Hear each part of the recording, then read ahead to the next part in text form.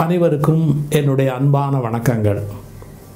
நீங்கள் நாதஸ்வர கச்சேரி கேட்டிருப்பீங்க, மேடை கச்சேரிகள் கேட்டிருப்பீங்க, நிறைய இலக்கிய விழாக்களில் கம்பன் விழா மாதிரி வேறு பல விழாக்களில் மேடையில் பேசுகிற பேச்சு கேட்டிருப்பீங்க. ஆனால் எங்களுக்கெல்லாம் ஒரு பாக்கியம் உண்டு.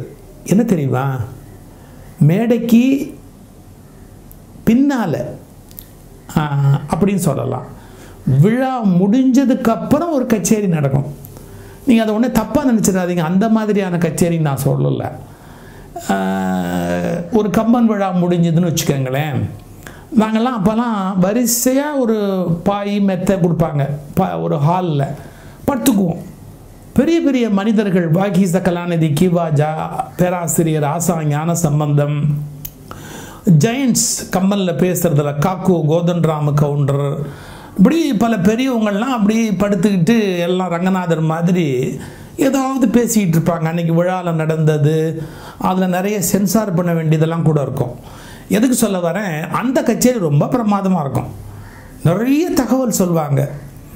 நாங்கள் பேச்சாளர்களே இதை வியந்திருக்கும் போது இசை கச்சேரி பண்ணுறாங்க பாருங்கள், அவங்கெல்லாம் கச்சேரி முடிச்சுட்டு ஒரு இடத்துல ஒன்றா இருப்பாங்க. அந்த காலத்தில் ஜாக அப்படிம்பாங்க, ஒரு வீடு தான் எடுத்து கொடுப்பாங்க. நீங்கள் இந்த தில்லானா மோகனாம்பாள் படம் பார்த்துருந்தா தெரியும். கச்சேரி வாசிக்கிறவங்கன்னா ஒரு வீட்டில் அப்படியே ஒரு பெரிய வீடு அவங்களுக்குன்னு கொடுத்துருவாங்க, அதில் தான் தங்கியிருப்பாங்க. அந்த காலத்து மரபு அது.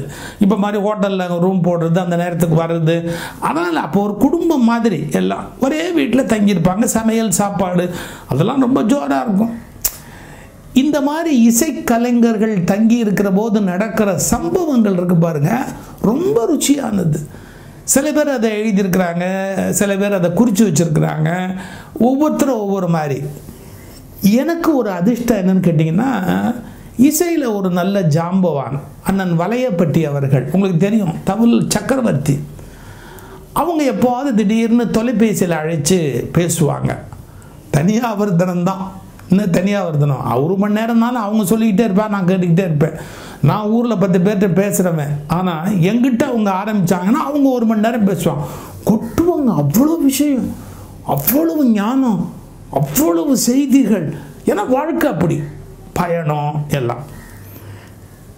எனக்கு வாரியார் சாமி பற்றி ஒரு செய்தி சொன்னாங்க.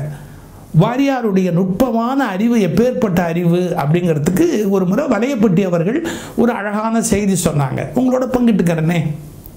அதாவது வாரியார் சுவாமிகள் காங்கேய நல்லூர் அவருடைய சொந்த ஊர். அந்த ஊரில் ஆண்டுதோறும் ஒரு பெரிய விழா அவங்களுடைய பொறுப்பில் நடக்கும். லட்சதீப விழான்னு நினைக்கிறேன். ஆண்டுதோறுமே அவங்க பொறுப்பில் அது நடக்கும். அதில் கச்சேரிகள், சொற்பொழிவுகள் இதெல்லாம் நடக்கும். சாமியும் பேசுவாங்க, வாரியார் சுவாமியும் பேசுவாங்க.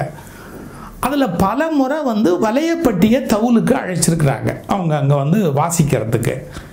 ஒரு முறை வலையப்பட்டியை ஃபோனில் கூப்பிட்டு சொல்கிறாங்க, ஐயா வழக்கம் போல் வந்துருங்க நம்ம ஊரில் அன்றைக்கி அந்த விழாவுக்கு அப்படின்னு.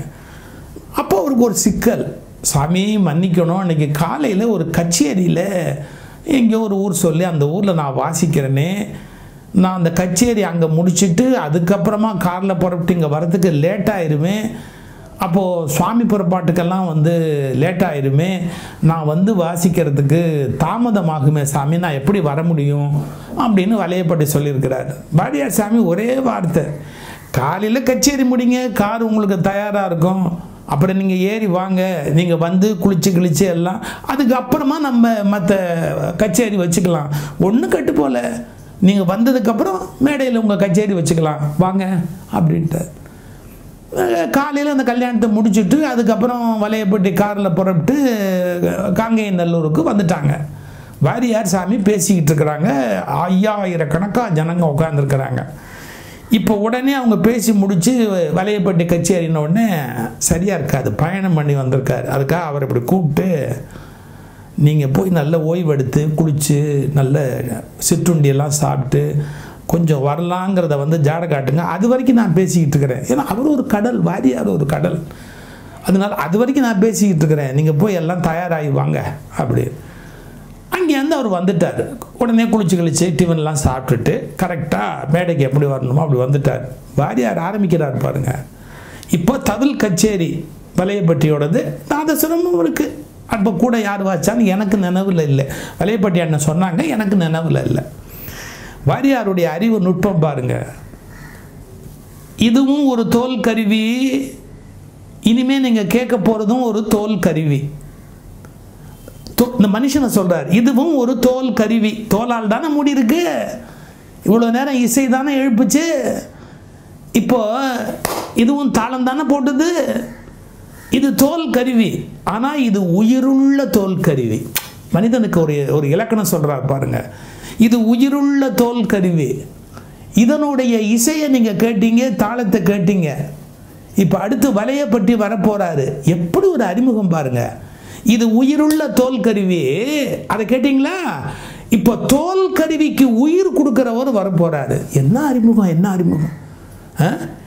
இந்த உயிருள்ள தோல் கருவி இசைத்ததை நீங்க கேட்டீங்க. இப்ப தோல் கருவிக்கு உயிர் கொடுக்க போறவர், அதாவது தவுலுக்கு உயிர் கொடுக்க போறாரு அப்படின்னா என்ன அர்த்தம்? அதை உயிர் ஊட்ட போறார். தோல் கருவிக்கு உயிர் ஊட்ட போறவர் இப்ப வரப்போறாரு. நீங்க அமர்ந்து கேட்கணும்.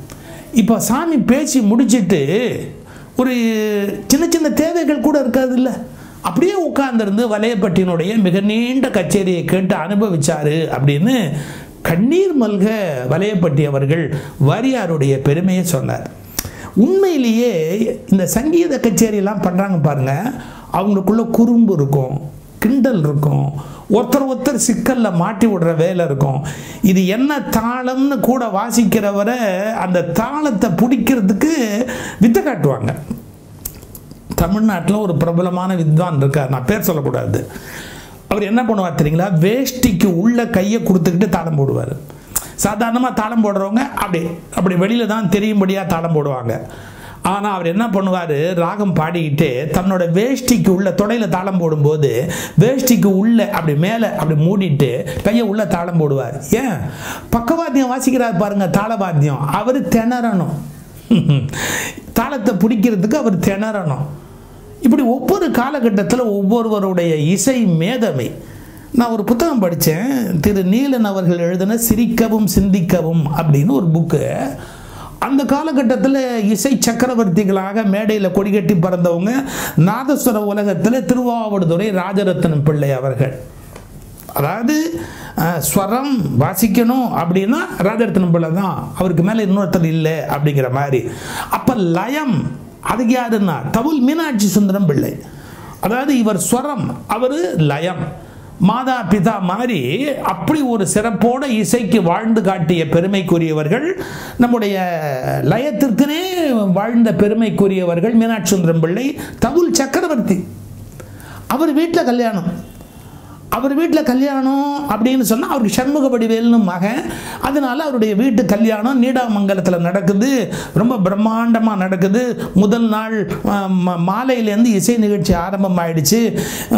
ஒவ்வொரு நாள் கச்சேரி, திருவாவடுதுறை ராஜரத்னம் பிள்ளை ஒரு நாள், ஜிஎன் பாலசுப்ரமணியம் ஒரு நாள், ஆலந்தூர் சகோதரர்கள், குளிக்கரை பிச்சையப்பா, திருவள்ளிமலை பிரதர்ஸ், திருவெண்காட்டார், குடந்தை ராஜமாணிக்கம் பிள்ளை, இது மாதிரி சங்கீத உலகமே திரண்டு வந்திருக்குது. இலங்கையிலேருந்து இந்தியா முழுக்க இருக்கிற சங்கீத உலகமே அங்கே வந்து உட்கார்ந்துருக்கு. ராத்திரி 8 மணிக்கு மேலே கச்சேரி. யாரு கச்சேரி? ஒவ்வொருத்தரும் ஒவ்வொரு நேரம் வாசிக்கிட்டே இருக்காங்க. 8 மணிக்கு மேலே சிறப்பு கச்சேரி. யாருன்னா சித்தூர் சுப்பிரமணிய பிள்ளை. இவர் யாருங்கிறது பல பேருக்கு தெரியாது. மதுரை சோமு மருதமலை மாமணியை பாட்டு, அந்த மதுரை சோமு அவர்களுடைய குருநாதர் சித்தூர் சுப்பிரமணிய பிள்ளை. அவர் ஒரு இசையில ஜாம்பவான், இசை நுட்பங்களில் வல்லவர். இந்த சித்தூர் சுப்பிரமணிய பிள்ளை என்ன பண்ணாரு, 1 மணி நேரம் பாடிக்கிட்டே வந்தவர் திடீர்னு பாடி முடிச்ச கீர்த்தனையை திரும்ப பாடுறாரு. இவங்கெல்லாம் எவ்வளவு ஜெயண்ட் பாருங்க.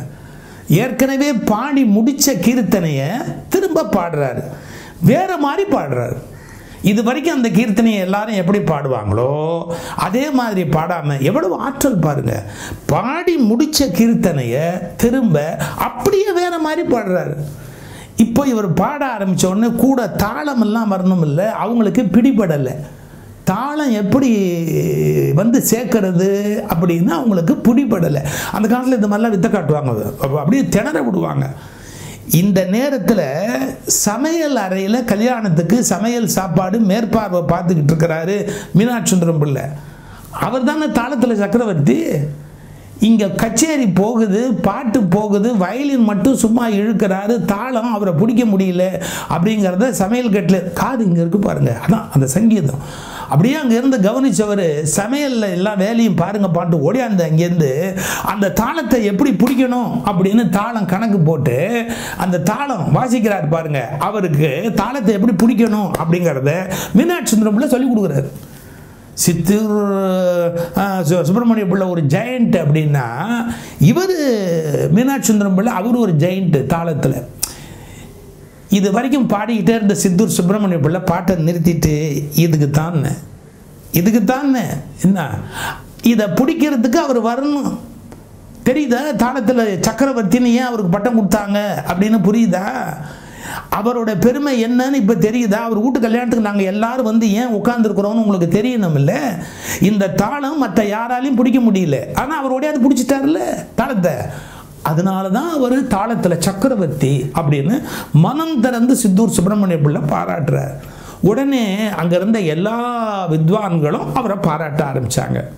ஆனால் இந்த சம்பவத்தில் ஒரு சின்ன சோகங்க. கல்யாணம் ரொம்ப நல்லா தான் ஆரம்பித்தது, கச்சேரி பிரமாதமாக ஆரம்பித்தது, பாராட்டு விழா பிரமாதமாக நடந்தது. ஆனால் அன்றைக்கி ராத்திரி 12 மணிக்கு மேலே போய் வீட்டில் படுத்தார், ஈசி சேரில் சாஞ்சு படுத்தார் நம்முடைய மீனாட்சி சுந்தரம் பிள்ளை அவர்கள். காலையில் எந்திரிக்கல. கல்யாணத்துக்கு ஊரே கூடி வந்திருக்குது. அது அப்படியே அவருடைய ஊர்வலத்துக்கானதாக மாறுச்சு. இதெல்லாம் எதுக்கு சொல்ல வரேன்னா, ஒரு காலத்தில் ரேர் ஜீனியஸ், ஆற்றலில் வல்லவர்கள், அவர்களுடைய வாழ்க்கை வரலாற்றை எல்லாம் நாம் படிக்கணும், தொகுக்கணும். வலைப்பட்டி அண்ணன் ஒரு முறை பேசும்போது இந்த நினைவூட்டினார். அவருக்கு நன்றி சொல்லி, இந்த நீலன் அவர்கள் இந்த புத்தகத்தில் இதை எழுதியிருக்கிறார், அவருக்கு நன்றி சொல்லி, இசை உலகத்துக்கு பிறகு, மேடைக்கு பிறகு அவங்க உலகம் ஒன்று இருக்கு பாருங்க, அது ரொம்ப குறும்பான ஒரு உலகம்.